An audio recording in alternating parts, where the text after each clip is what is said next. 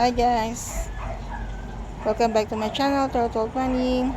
Tingnan ninyo, may kalamansi na ako. May bunga ng kalamansi. See, ang ganda. Binili namin yan.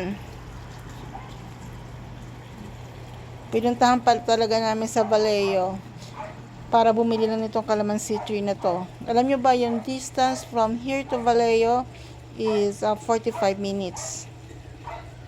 Talagang biniyahe namin. 45 minutes to an hour siguro yung travel namin para makakuha lang ng kalamansi.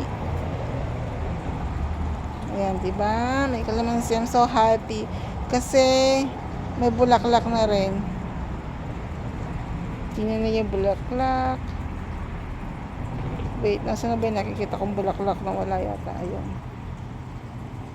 Alam mo, bulaklak pa siya. Yan, I hope dumami pa yung bulaklak niya. Pero may bunga na siya. Tingnan niyo. Oh, ang laki ng bunga. See that? Matagal ko na talagang gustong magkaroon ng kalamansi. Kaya lang, wala akong makita. So, nung may nag-post sa marketplace, sa Facebook marketplace, ayun, nakita ko siya. And then, nakita ko Filipino.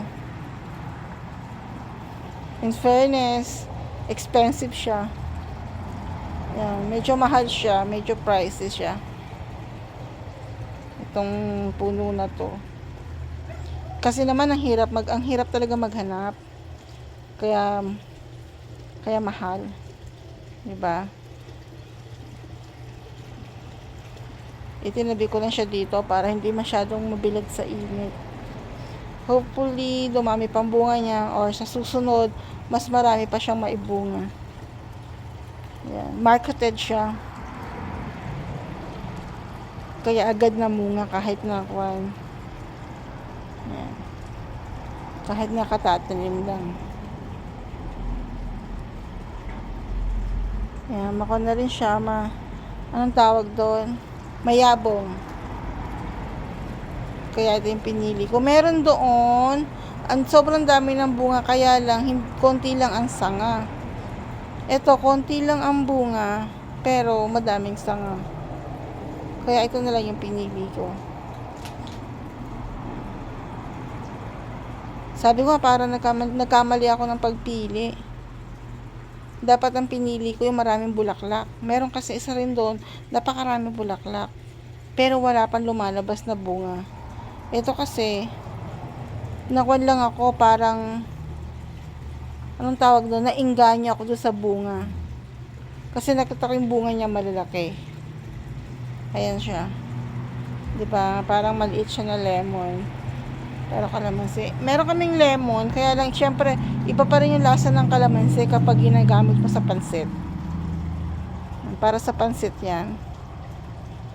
Mas masarap pa rin ang kalamansi. Diba?